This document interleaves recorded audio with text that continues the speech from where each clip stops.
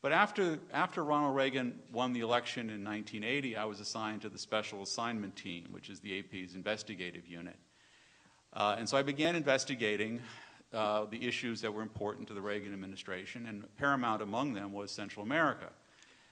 There were wars going on in El Salvador where a right-wing military government was in control. There was a very even bloodier war going on in Guatemala where a similar right-wing government was in charge. And there was a left-wing government, the Sandinistas, that had taken control of Nicaragua and became a target of the Reagan administration and CIA efforts. So those were sort of topics I was investigating and looking at, but in doing so, I began to encounter a group that we now know as the neoconservatives. They were pretty much just coming on the scene at that point, and Ronald Reagan had credentialed them into the federal government, but he pretty much consigned them to Central America. He did not really give them much say in a place like the Middle East where there were larger strategic interests, particularly oil and so forth. There he left James Baker, Philip Habib, and others more professionals in charge, but he gave a lot of say to the Central America policy to people like Elliott Abrams and folks we now call the neocons. And one thing that they were very big on was controlling information. They understood that by controlling information and how the American people received that information, they could control a great deal about how our country worked.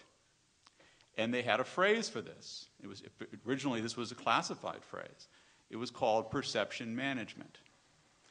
And their thoughts were that if they could manage how we perceived these events, that we saw them as more frightening than they were, or if we saw our enemies in the worst possible light and our friends in the best possible light, that we would then respond, and they could control us, because they were very keen on that, because they also had come out of the Vietnam era, and they understood that having the public turn against the Vietnam War made these kinds of approaches virtually impossible for the federal government to deal with.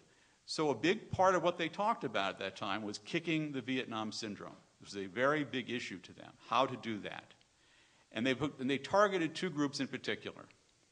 They targeted the journalists, because we were the gateway. We were the people who were going to be presenting the information, finding it out, and delivering it to the American people. So they went after us. The right spent a lot of money supporting attack groups that came after journalists. They built their own infrastructure. They had magazines. Eventually they had newspapers. They had moved into radio and ultimately to TV, as we know. But that was their idea. If they could build their own infrastructure and attack mainstream journalists, they could prevent us from doing the work we should do. The other group they went after was the CIA Analytical Division, because they were responsible for presenting essentially objective information as best they could to the decision makers in Washington. So they came under attack. And the key thing there was the neoconservatives wanted to make the Soviet Union far more dangerous. The perception of the Soviet Union was far more dangerous than it actually was. And that would achieve a certain series of goals. They could get money for military. They could engage in these brush fire wars in places like Central America and Afghanistan. And those were important elements of what they wanted to achieve. So information was always the key to them. And they came out of some theories, of so-called Straussian theories of the University of Chicago, that dealt with this idea, that the public was there to be manipulated, that the people at the top knew best, they just had to get the people to follow.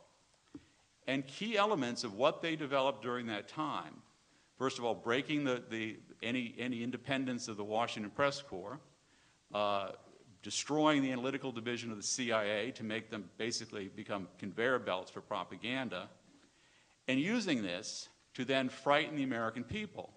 So when I was dealing with Central America, many of these stories I would deal with would be things like how the Sandinistas in Nicaragua were threatening Texas, how there was even stuff being put out about how Grenada, this little Caribbean island, was becoming a strategic threat to the eastern seaboard of the United States.